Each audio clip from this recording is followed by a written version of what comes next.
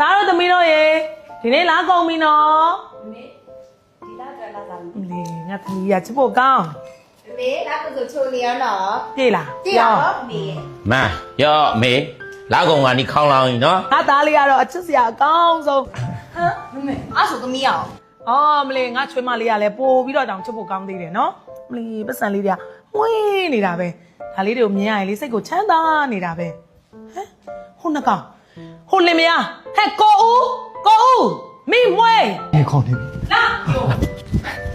အမေဘယ်မလဲလာစားဒီနေ့လာကုန်ပြီလေမေဟိုဒီလာလေလာစားတာမအပ်နိုင်ဘူးမေဒီလာစားမအပ်နိုင်ဟဲ့နင်တို့ကိုလေငါသားငယ်လေးလင်မယားပေးတဲ့လာစားတဲ့တောင်ထောက်ဝက်လျှော့ထားပေးတာလေနင့်မိန်းမအလုံးမရှိအကင်မရှိမှမို့လို့လေအဲ့ဒါတော့မှနင်တို့ကမအပ်နိုင်ဘူးလားဘာဖြစ်လို့လဲမဟုတ်အဖြစ်စရာဒီလိုပါမေရဲ့ဟိုမွေးမေရလေဒီလာမှာသူနေမကောင်းဖြစ်တယ်ဆိုတော့အဲ့ဒါနဲ့ဒါလည်းရတဲ့လာစားအကုန်လုံးမွေးမေရရွာလွှဲပေးလိုက်ရလို့ပါမေဩရောက်ခမကိုလွှဲပေးလိုက်ရလို့ဟုတ်လားဟမ်ငါလဲနင့်ကိုမွေးထားတဲ့အမေပါ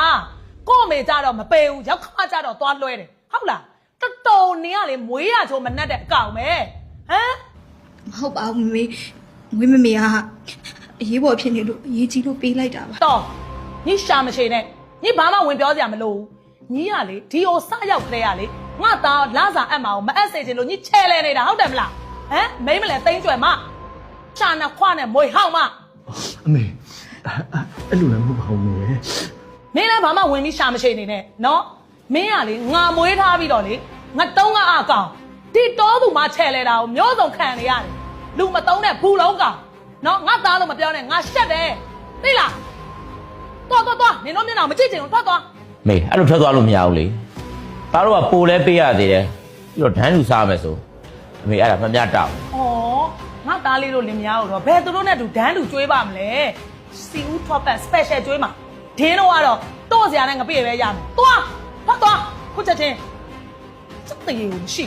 ဘူးမြို့ကြည့်ရတာလေအခုတူများတယ်နေလို့မီးလို့နေစိတ်လျှော့အနေရတာမေရဲ့စိတ်ပြတ်ဖို့ကောင်းတယ်ဒီပါငါသားလေးရဲ့တလားလေးပြောနေရတယ်